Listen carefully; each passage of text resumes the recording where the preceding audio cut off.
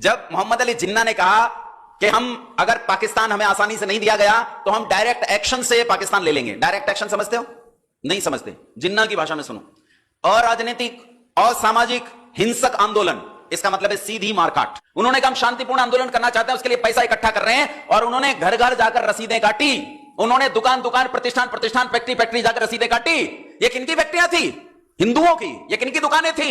हिंदुओं की। ये किनके घर थे जहां से पैसा इकट्ठा किया गया? हिंदू। और वहां से पैसा इकट्ठा किया गया कई करोड़ रुपए। उस काल में करोड़ रुपए कितनी बड़ी बात होती होगी। कई करोड़ रुपए इकट्ठे किए गए और इन करोड़ों रुपए से धारदार हथियार खरीदे गए।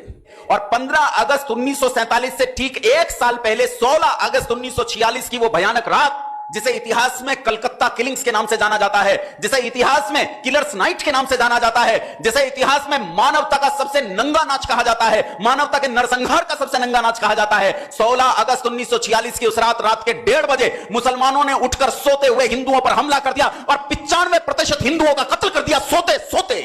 तुम्हें अगर यकीन नहीं आता मेरी बात का और तुम्हें यह लगता हो कि मैं झूठ बोलता हूं, तो इतिहास उठाना, विकिपीडिया तुम्हारे हाथ में, फोन तुम्हारे हाथ में है, कलकत्ता किलिंग्स के चित्र पड़े हैं, सड़क पर लाशें पड़ी हैं, लाशों की कीच पड़ी है, चारों ओर केवल लहू था, मांस था और उस मांस का कीच था।